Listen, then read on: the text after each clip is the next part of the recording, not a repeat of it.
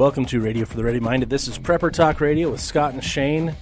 It is Friday. Good morning, Friday everybody. the 13th. Friday the 13th, and I ain't scared. No, me either. Not even I saw slightly. a bumper sticker to say it. Ain't scared. Ain't scared. And it was S-K-E-E-R-E-D. Scared. I'm like, I ain't that's scared. weird. I've never had any reservations about Friday the 13th, even after watching the shows and, Jason, and I just don't get scared. It's just a bunch of shenanigans. It's fun. I mean, it can be fun, right?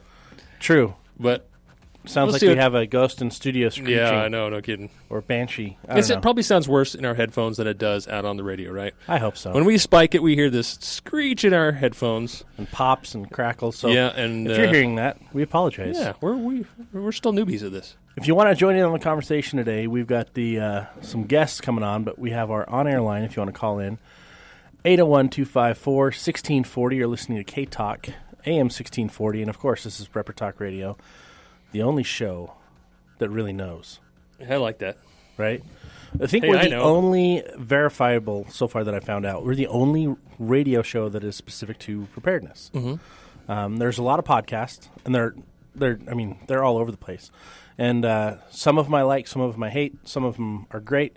And we've actually got some guests coming on today that have their own podcast. Our podcast guys. So let's bring them on. Hey, guys, you there? Yeah, hey, what's up? Hey. All right, you guys are live. We've got Coby and we've got Cam. Do you go by Cam or Cameron? I go by Cam. Cam. Right, cool. From the Casual Preppers podcast. So thanks for being on the show today, guys. Tell us, before we really get into our topic, where did you guys stumble upon this idea of, hey, let's create our own prepper podcast and be casual? I always wanted to ask you that question. Yeah, that's a really good question. We've always sort of been interested in being prepared and zombies and the apocalypse, all that garbage everyone talks about. Mm-hmm. But every time we go to listen to a podcast or, check out a YouTube channel or something. Over the top. Yeah, it was either this crazy ex-military guy screaming that, you got to have 50,000 rounds of 223 in a solid steel bunker, or on the opposite end, it's some hippie homesteader churning their own butter. You know what I mean? Right. So what you need is the middle ground. All essential parts of prepping, right, to at least be aware and know of. But just like you, we don't go there either. And bullets. Yeah, exactly. Yeah. Ooh, butter and bullets. Yeah, butter we're bullets. just trying to split the difference. Butter bullets. I think we're onto a new product line. I'm writing that down. Write that down. Yeah. Butter bullets. So it's freeze dried. That. Little. Dang it, you're fast. Yeah. Well, I don't have the internet in front of me. I'm sitting here with my 1920s control board telling us what to do, and you're over there hopping on your time machine laptop stuff and. So you guys are like lifelong friends, right? Something like that. No, that's a common misconception with us. Dang. We actually just met 2012 or something. Yeah, 2012. We were neighbors, right across the street from each other. I'm not saying it wasn't fate, but it was fate. You know? Yeah. I'm not saying that you're right or wrong, but you're right. It was fate. Yeah, exactly. Yeah, and like Scott and I too, we met in 2013, right? Yeah, about that. Yeah. So it's right. Yeah, it's kind of like all the preparedness stars are aligning for people to really get focused. And I think people need to take a hint, definitely, about attention. what that kind of means and what they're feeling. That's why they're listening, I guess, right? Now, I met you guys almost a year ago online.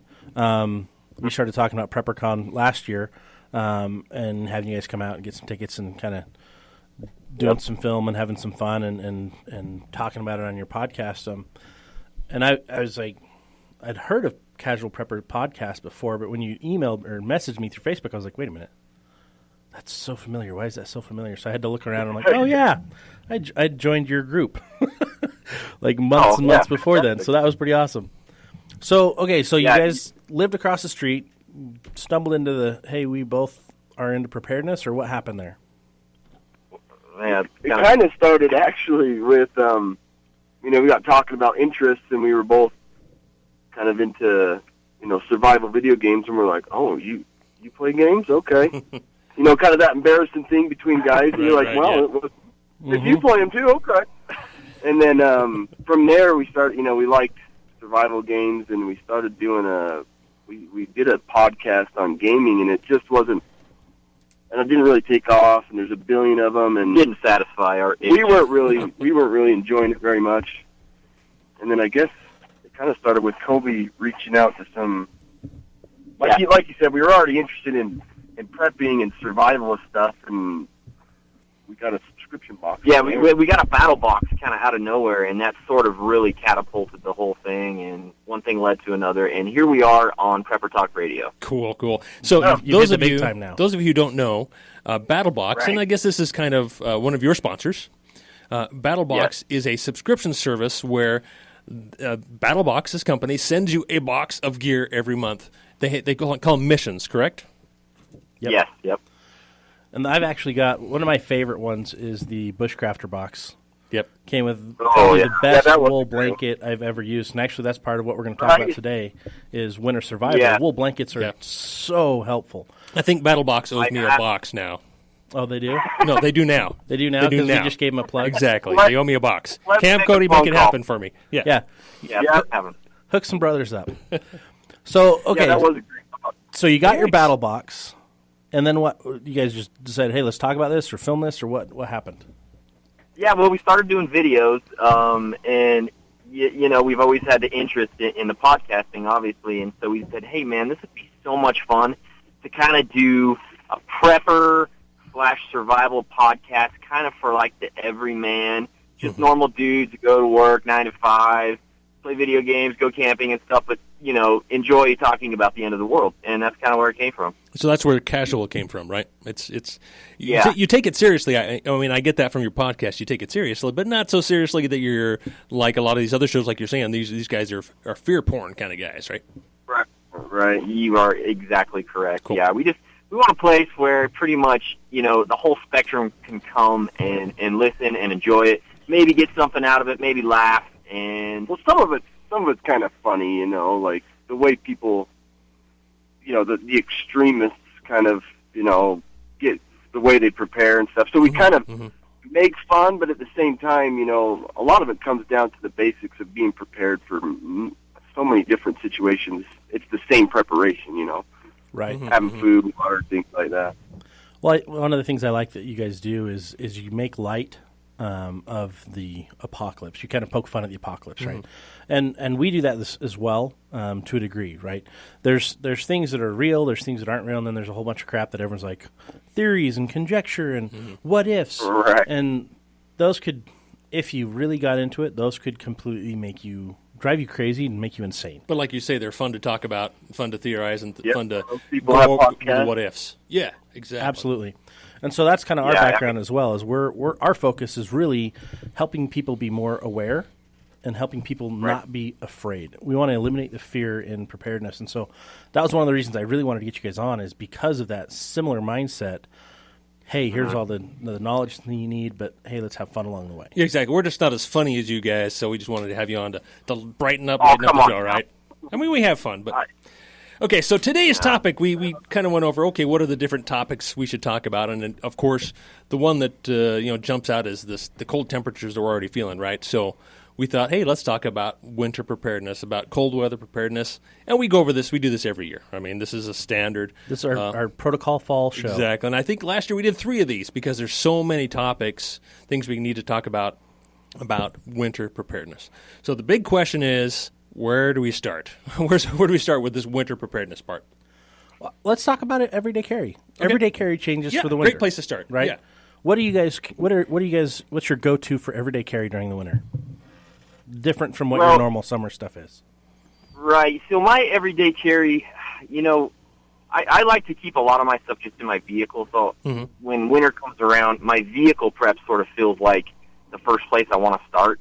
And I guess that's sort of everyday carry because I feel like I'm in my car all the time anyways. You know We what I mean? absolutely agree with that. Yep. It's kind of like the ready And- radius. Your car is your Yeah. everyday carry radius. For sure. Yeah, exactly. So, you know, I go through the normal checklist every year, you know, make sure my maintenance is up to date on my vehicles, you know, make sure my battery is performing as it should just because, you know, it gets cold and that battery has a rough time and you don't want to be in that spot. Yeah, you know? exactly. We talked a lot about having. What's that? Go ahead. Shane. Oh no, I was just going to say one thing I noticed when the weather changes, Scott changes from his flip-flops to his boots.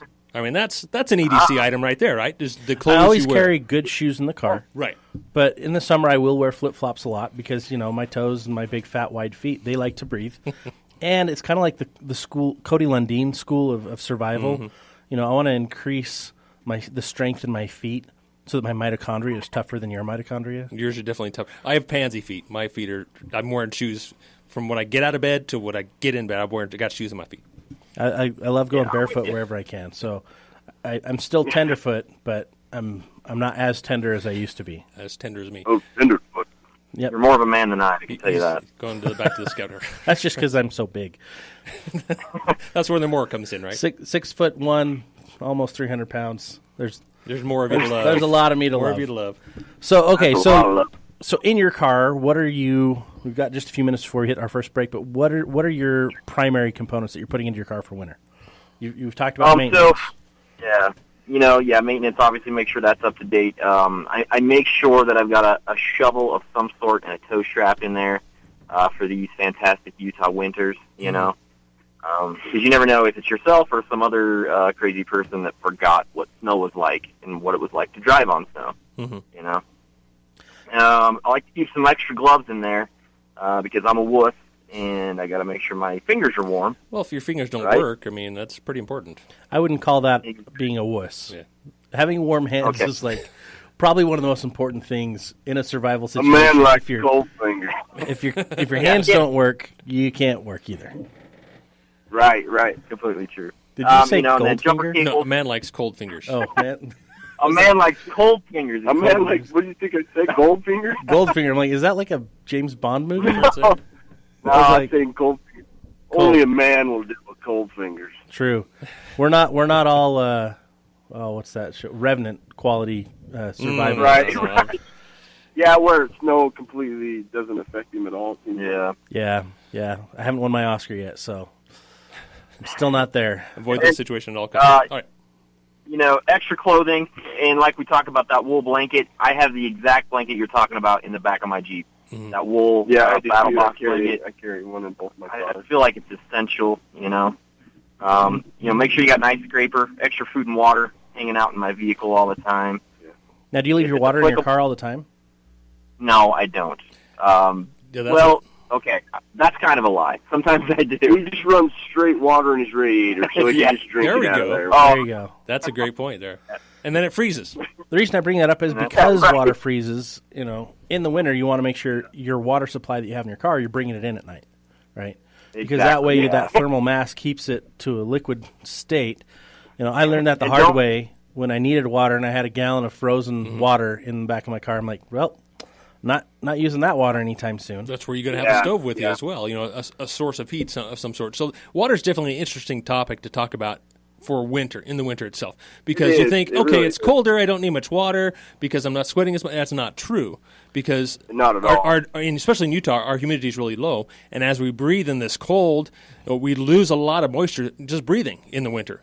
So you still need to hydrate just like you would in the summer. And, we follow the survival rules of 3 in pretty much everything we do. 3 hours without shelter, 3 days without water, 3 days, 3 weeks without food. So we'll continue on that topic as we come back from break. Here's our music coming in. So thanks for joining us, Cam and Cody. We'll catch everybody on the other side of the break. Thanks for listening to Prepper Talk Radio. And we're back with Prepper Talk Radio here on K-Talk. Wow. K-Talk, AM 1640. And we're actually broadcast also over the Renegade Rambler Radio. And you'll find us on the iHeart app. You'll find us on PrepperTalkRadio.com. We've got our Spreaker account, so you can stream all of our old shows.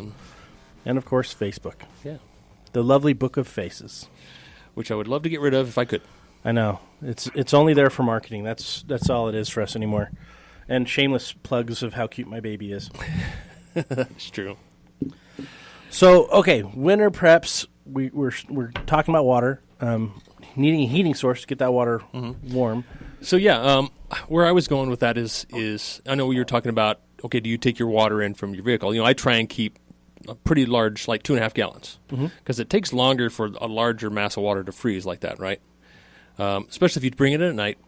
it's going to get warmed up and then down to your vehicle again. But I don't always bring mine in either. Okay, so you say 2.5 gallon, like one container that's 2.5 gallons? Yeah, one container, it's 2.5 gallons. Okay, so then how do you warm that up so that you can get that water out of there? That's the trouble. If it freezes, then, how do I warm that large container up? What do you guys think? What's your solution on that? Don't let it freeze. Yep. Seat heaters. Put it in the passenger seat. There you go. Your seat heater. Cover it up with your wool blanket. Yeah, the insulated bottles help a little bit. You can get those insulated bottles. Yeah, and wrapping them in your blanket is a good idea. That's what I have mine underneath. It's a big mass of water to freeze in your vehicle. It's and if you get some sun in there, it's like a greenhouse effect. And when we talk about the survival rules of 3, we've got shelter, which we talked about our vehicle a little bit, right? Mm-hmm. That's for me an essential part of my winter preps is my vehicle, right? That's why for I think shelter. Having a vehicle and utilizing Mylar blankets can be so awesome with your vehicle. Our good friend Spencer Schwinneman, he's got a video online where he actually took and he lined the entire inside of his car with those Mylar blankets and slept overnight up in the mountains during the winter 2 years ago. And it was funny because you hear all the crackling because he has it underneath him. He has it all the way around. I'm like, underneath you doesn't do any good. I'm like, what are you doing? It reflects. And so you want it bouncing down because heat rises. And he's like, oh, yeah, afterwards. But it was funny because I'm like, I'm gonna mess around with this principle. Mm-hmm. And I did something similar. I used the Survival Frog bivy bag, which is basically a sleeping bag or a mummy bag that's just a Mylar blanket. And I did that for the Ready Man Challenge that we did, what was that, April, June? May? It was May, wasn't it? Something like May, June. Yeah, no, you're right, May. But, we're almost 7,000 feet elevation, chilly, about 6,800. It was chilly, and I was toasty until I started sweating. Getting wet. Once I started sweating and that heat pulled all that humidity out of me and it hit the top of the bag and then the bag sunk and hit me and my back got wet, I was good until that moment. But I was like, man, this is amazing how warm this little tiny Mylar is keeping me. But it's only reflecting the heat, right? Mm-hmm. Your own heat. A wool blanket between it would have kept me dry, would have kept me better insulated. So put your water in a Mylar bag, right? No, I don't think that works. But I like having them so that plus duct tape, you can create a warmer shelter, a more efficient shelter. To keep the heat in. Right? Mm-hmm. And if you have a clear plastic, like drop cloths, you can tape that up to actually give yourself another heat radiant magnification from the windows to hold that heat in and then or the keep greenhouse you warmer, greenhouse, keep you warmer at night. So it actually holds the heat tighter. Scientist? Yeah, it's more like NASA-based. Actually, I learned that technique from the Barefoot Genius, NASA Cody Lundeen. And That's cool. Wow. He's brilliant. He's mean, though. He's kind of an ornery prepper. He's an ornery old guy. I shouldn't say call him old. He's built like a silverback gorilla, so you don't want to mess with him. He could probably rip my arms off and beat me with him. But he knows his stuff. But there's so many different things you can use to create thermal barriers for yourself. I mean, water is amazing. It's got an amazing thermal mass. That's why you don't sleep on the ground at night, because the thermal mass of the earth is that outer crust is so cold it just sucks all your heat right out. Either your body has to warm up the earth, or the earth's going to cool you down, and I guarantee you're not going to win. Earth's going to win. It's bigger. That's much bigger. It's bigger than I am, so it's going to win. Okay, so we've got our heating, cooling, all the hot packs, the warm packs that you can have for your hands and feet. Those go great. You can put those with your water to help kind of warm it up and get some dripping going, so you can get some hydration. There you go. You could drink your own sweat, right? You're in your Mylar blanket, and it condenses there. You just collect your sweat, and there you go. You got a water source. Salty a little bit. Ugh, gross. Delicious. Okay, so problem solver. Yeah, exactly. So I guess another point about winter and water is, okay, you still need to have a water filter with you, right? Mm-hmm. And in the winter you can take the snow, you can melt ice if you have a water source. But if you find water, you got your water filter. But you can't let it freeze. Right. The problem is in like a Life Straw, in a Sawyer Mini, those elements, they're so small when they become saturated. When they're saturated, they'll expand and break. And so the trick is, if you're going to be using one of those during the winter for me, it's just boil everything. Just boil it. You want warm anyways. That's true. Just boil it, but take it with you, because you may have a water solution that you don't have to boil that you still need to get that, but then keep that in close to your body. So that's why I like how you can have a string around them, hang it around your neck, put it inside your coat and jacket, sleep with it. It's your little, I don't know, your Little cuddle buddy. Little buddy. But keep it dry or keep it warm so it does not freeze. Because as soon as that freezes, it's gone. And now what are you going to do? Mm-hmm. Hey, so Cam and Coby, so what other things do you do to prepare for the winter? I know we talked a little bit about our vehicles. We can definitely go in more into depth. A little bit about shelter, a little bit about water. Those are all important survival aspects of winter. What else do you guys do? I mean, what... Doesn't have to be car. Yeah, it doesn't have to be car. Home. What are the other big priorities that you guys put out there? Well, a big thing is, you have to expect in wherever or whatever you're doing that there's going to be power loss. Okay. Mm-hmm. Either, if you have your vehicle and you can travel home, but the power's out at home, or you're at work and you're, getting back home, you have to expect to not have power in a heat source, electrical heat source or things like that. So, we talk a lot about, having a communication device that doesn't require power, so you can listen to radio with a cranked radio, either in your home or, if you're stranded at work, you can still kind of follow along with what's going on out in the storm. Mm-hmm.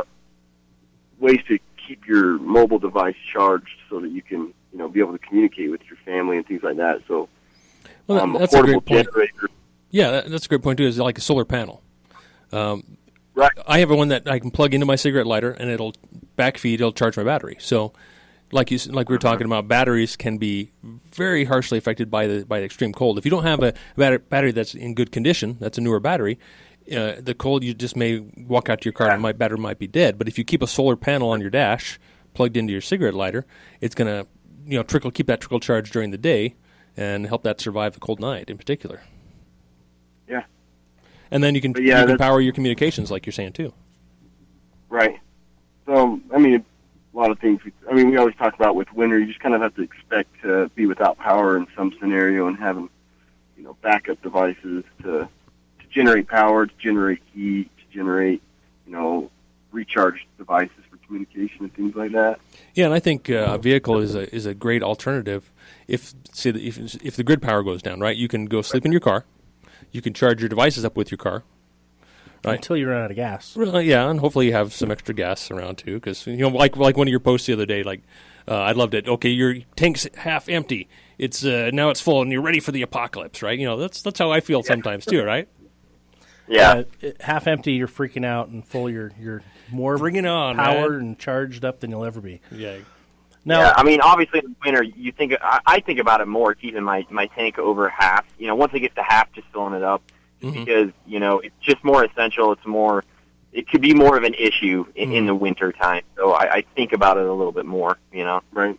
Yeah. And your car is essentially a generator, too, Mm-hmm. Yeah. Some of the newer ones have converters already built in, but I don't have that luxury in my vehicle. Yeah, my wife, Sequoia, has a AC/DC plug in the back, so you can just it's so sweet go to they town. have those. So we can watch it. So, set up a TV, DVD car player out there and watch movies all night long in the car. Yeah, go down to your local parts store, auto parts store, and buy a little inverter. Cost you $15-$20 for a 150 watt inverter. Not very much. Yeah. Now that won't power your fridge or freezer. Nope. Those have such a high draw right when they kick on that it will fry your inverter. So don't plug it into that because that's If a microwave going, there we go. There we go. It's a little small microwave.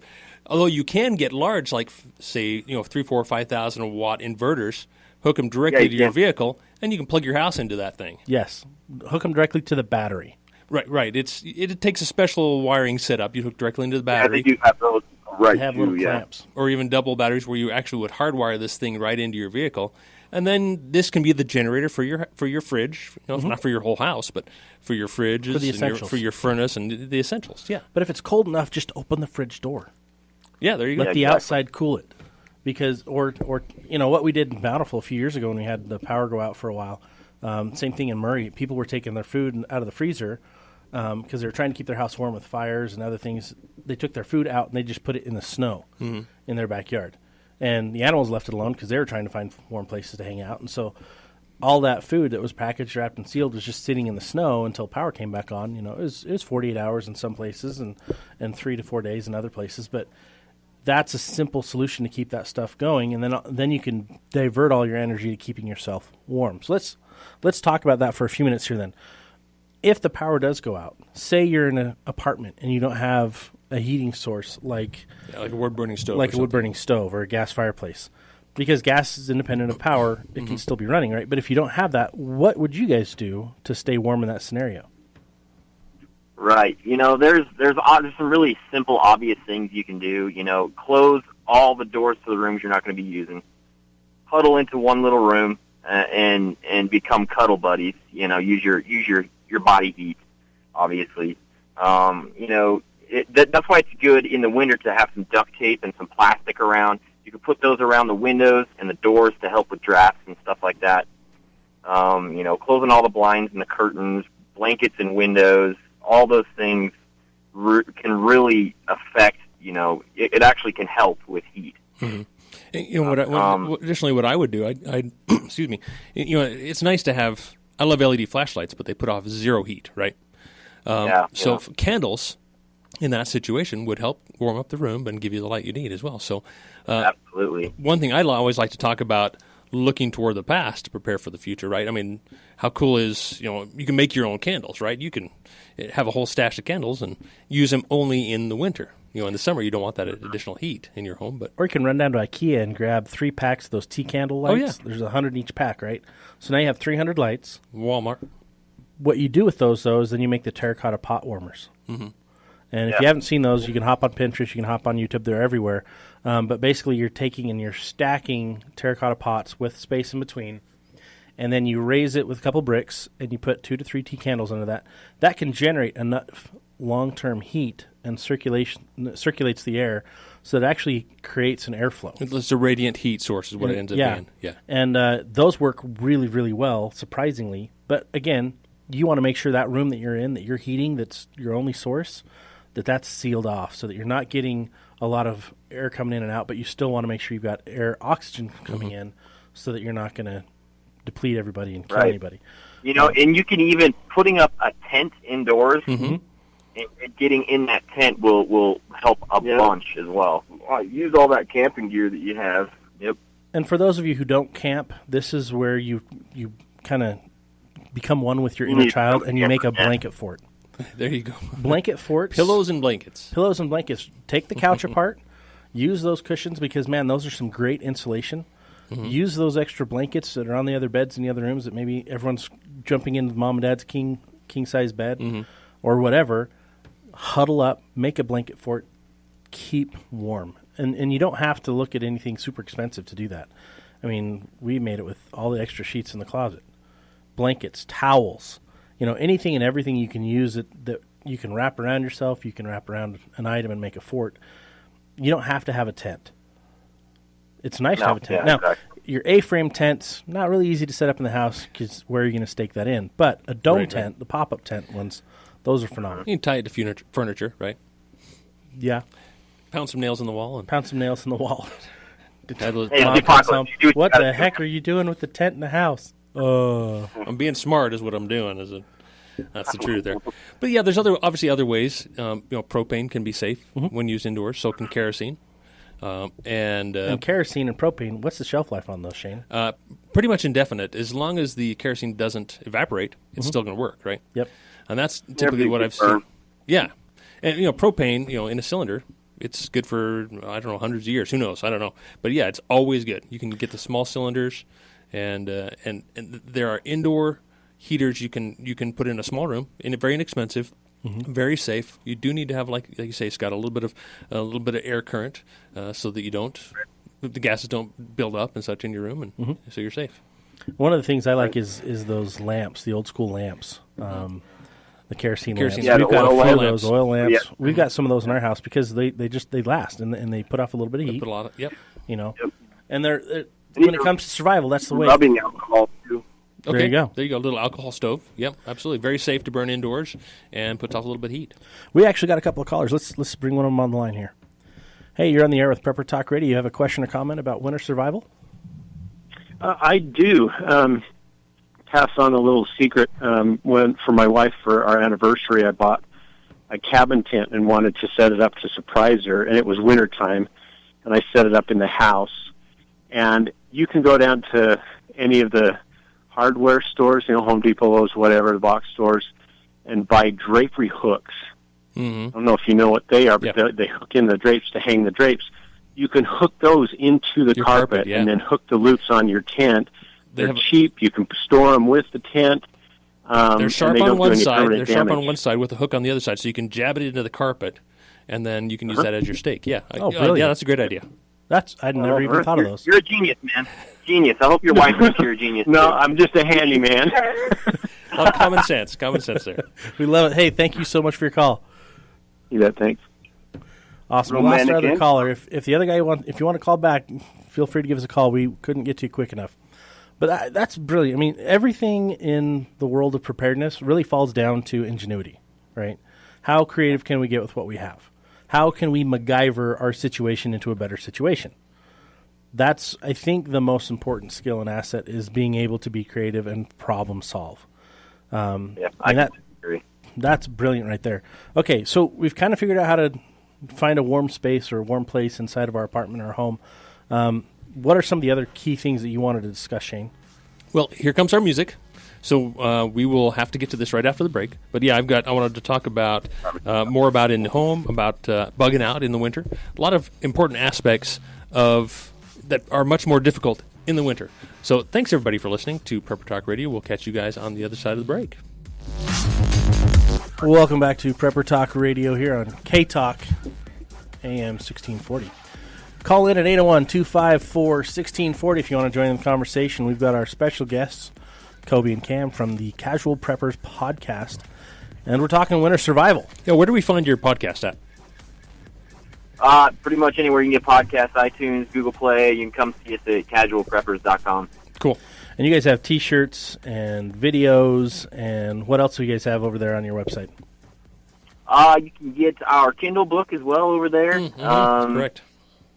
And, I think that's about it. Nothing else too special. Yeah, tell us about your book real quick. The book is called The Casual Preppers Beginner's Guide to the Apocalypse. And it's basically just kind of a lighthearted look at surviving kind of anything that the apocalypse throws at you. It's a good time. Love it. Very cool. Sweet. Yeah. We don't even have our own book yet. We've thought about it, but we've got so many. We created PrepperCon, though, and that's the biggest preparedness expo in the world. Goodness. So I think I gotta tell you guys, we had so much fun at PrepperCon this year. I can't even tell you how much fun we had. You should have 2 a year. Yeah, you should have, seriously, every month you should have PrepperCon.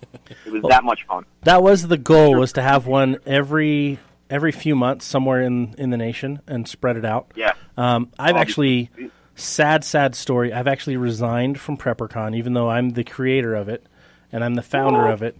I've resigned because I've got a brand new baby.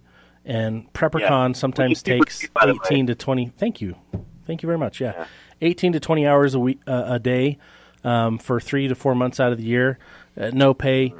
That's kind of hard for a baby to eat nothing. So it was a really hard decision, but I had to go back and work normal work full time. So I'd rather have my baby than the expo. So and you'd rather do the show. And yeah. So we're going to work on growing the show. So we're going to grow this show. I'm going to keep providing cool new content and edgy fun stuff for preppers all over the world. But PrepperCon is not going anywhere. It's still here. It's going to be May 18th and 19th at the Southtown Expo Center here in Salt Lake City in 2018. It's going to be big. It's going to be fun. It's going to be engaging. You guys are probably going to have your eyes bugging out again, maybe some drool coming out of your mouth because you'll see some cool new gear. That's the place where all the coolest new stuff is going to get launched in the prepper world pretty much every year going forward. I'm saving up specifically for PrepperCon. I have a savings account for Prepper. This is the cool thing is now that I'm not running it, I can actually go to it and enjoy it. Yeah. And be like, ooh, and I want one of these, and I want 10 of those, and what's this? Oh, Whereas before it was like, oh, there's a fire, put it out. Oh, there's a fire, put it out. Scott's not the happiest guy when he's stressed out, so I think he'll enjoy it this next time around. I take hangry to a whole other level. Oh, man. And just meeting the people there was so much fun. Just talking to all the other preppers, the people in the industry. I mean, so much fun, honestly. That was definitely my favorite part. Yeah, absolutely. All right, cool. Let's get back to this winter weather prep. There's so many different aspects we could talk about here that I don't know where to go to next. Well, you wanted to talk about winter bugging out, which is like the worst scenario of things that could happen because, in my opinion, if you ever plan to bug out in the winter, or if you failed to plan correctly for bugging out in the winter, you're becoming a human otter pop. You're just going to be See, I hadn't heard that frozen. Before. That was a new term that I did. It needs to be your last ditch, go-to move is bugging out in the winter. And the correct approach to bugging out is your strategic relocation. You've already got a fortified location you're going to that has resources, that has the things you need that you're going to. If you're not going to one of those, what you're doing is you're going on a walk of death. You're not. If you don't have a specific place where you have resources, you have other people that are going to be meeting there as well. If that's not already in place, you're doing the otter pop walk of death. That's really what it comes down to. I like that. The otter pop walk of death. That came all naturally while I was on our break. I was like, it's the otter pop methodology. Like, okay. Yeah, you're going to have to trademark that. That's a new one. Otter pop's probably already taken, and human popsicle's been used so many times. That's true. No, I wanted to be a little different. Slightly different. So that's where you're going. Okay, cool.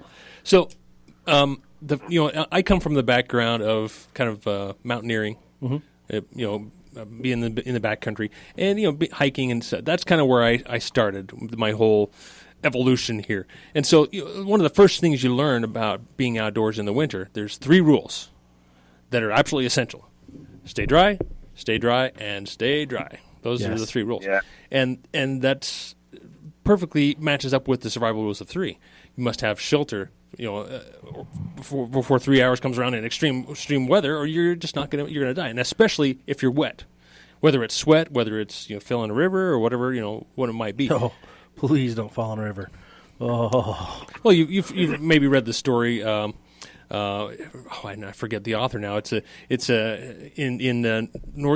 Alaska in the middle of winter. It's 60, 70 below, and the guy breaks through the river and gets his feet wet. He starts a fire. He drives himself off. He survives, and then he keeps going on and falls in the river again. It's freaking 70 plus below. I mean, that's just inconceivable to me. And he ends up dying, and I forget the name. To build a fire is what it is. To build a fire is a short story. You guys need to look it up. It's just absolutely incredible little survival story. That sounds terrible. It is. Oh, yeah, absolutely horrific. It's a terrible way to go. It scarred me as a child and made me be more prepared, especially in winter. Well, it's like I read Tomahawk as a child, and I was afraid of pilots having heart attacks on flights, and so I stay off small planes. Hatchet, not Tomahawk, Hatchet. I don't know why. Yeah, Hatchet. Tomahawks, I threw those as a child. That was fun. I need to get a new Tomahawk. Okay, winter survival. I'm totally getting off topic here. If you're bugging out in the winter, Shane brought up a good point, shelter. The first line of shelter is what you're actually wearing. And what do you guys actually take into your consideration for your winter wearable clothes? Like, what do you guys focus on? Sure. Well, obviously, when we talk about bugging out, everybody, the first thing you think about is your bug out bag, right? Or your whatever kind of bag. I don't care what you call it, But, it's making sure that once this season comes around that you have equipped it with the correct clothing for the season. So, going through in the fall, making sure you have some wool socks in there. A couple of pairs of wool socks. I just think they're essential, no matter what. Wool socks. Yeah, absolutely. And then I really like the Under Armour cold weather gear, the stuff that is really tight against your skin. Yeah. I feel like that stuff is worth its weight in gold, man. Yeah, absolutely. And then most of it's breathable too, which is super important. Yeah. Our buddies over at Fortress actually just developed a whole new line that's similar to that. But nice. they went on a TV show, and I don't know if it's broadcast yet, so I probably shouldn't talk about it, but they went on a TV show where they were getting investors, and the investors were like, why can't you make one that's more like, and they gave them the criteria.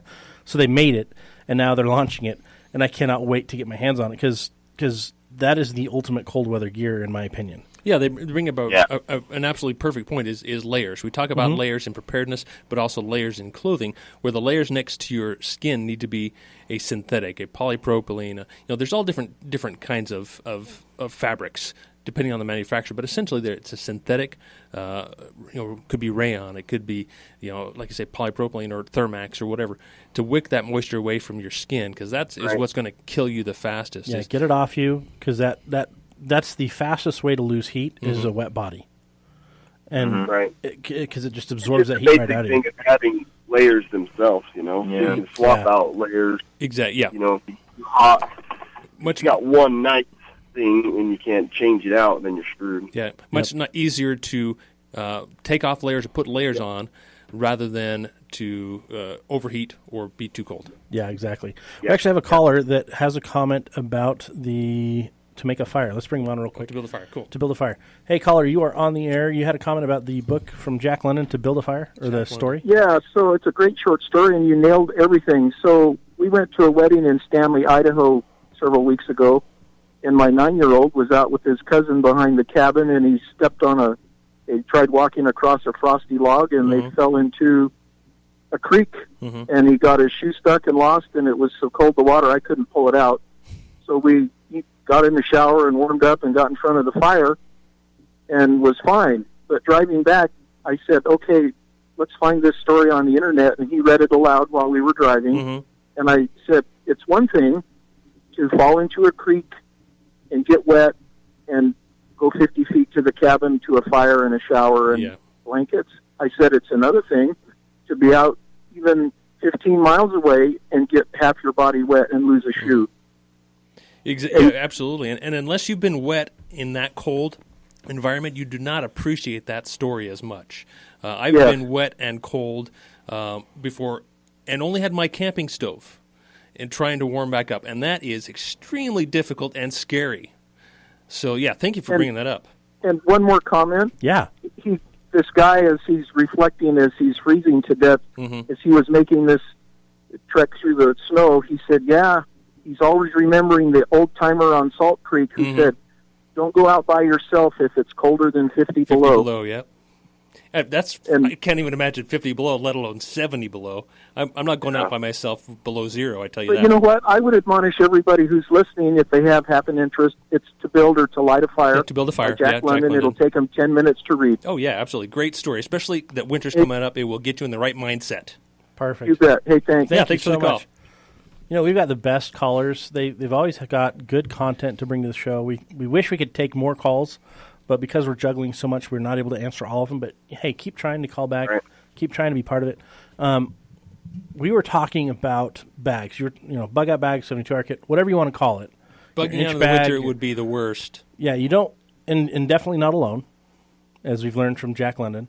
But what were you guys talking about bag-wise? What are your major considerations? Sure, yeah. I mean, after clothing, socks, wool socks, warm jacket, and that kind of stuff, I think making sure that you have some good fire tinder that you have used and works well in those types of environments is a must. Have you guys ever tried to light a fire with stuff you find while you're out in the snow? We've done it. We've done it so many times, and it never works out very. Like, we're trying to film something, and Coby's battery typically goes dead before we get a fire going, and I'm like, I have 6 different ways to start a fire, and I'm just going to start packing gasoline in my bag because the appropriate tinder makes all the difference in the world. I mean, there's so many different types of things. I mean, you can get a little pouch of Instafire, keep it in your bag. You can build your own tinder bundle, put it in a waterproof container, and keep that. I mean, that's what the bushcrafters do. They'll make a little tin, and they'll put all their little char cloth and everything else that's going to catch fire and help them start a fire. You know what I do in the winter? In there. I have a little butane torch. I just throw that in my vehicle.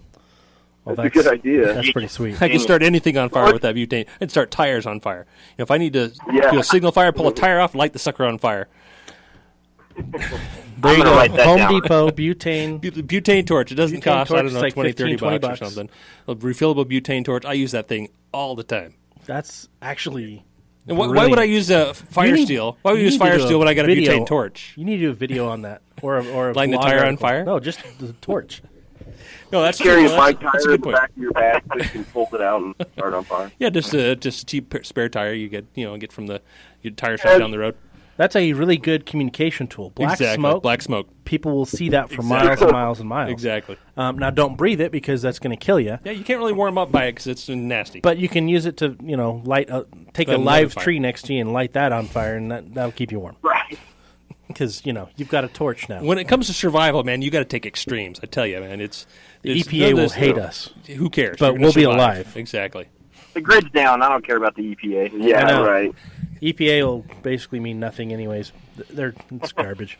So keeping warm, having the appropriate shelter, making sure you've got enough resources to get you from point A to point B. I think a lot of people focus too much on food and not enough on water and shelter. And shelter. Those two things I cannot cover enough. Water and shelter are your two staple must-haves. And even more important than food is first aid, in my opinion. I've seen bug-out bags where they've got the worst first aid kit. It's just all Band-Aids. I'm like, right. That doesn't solve anything. Holy cow, we're out of time. Yeah, I'll ask my kids. Band-Aids solve everything. No, that's exactly. They do. So they're good psychologically, but they're not great survival-wise. So we're out of time. Thank you guys for joining us today. This has been Prepper Talk Radio with our guests Cody and Cam from the Casual Prepper Podcast. Thank you, guys. See you guys next week. Oh, thank you for having us, guys. Thanks a lot. It's been a fun show. Thanks for catching us. We'll be back next Friday. Guys, it's Scott and Shane at Prepper Talk Radio.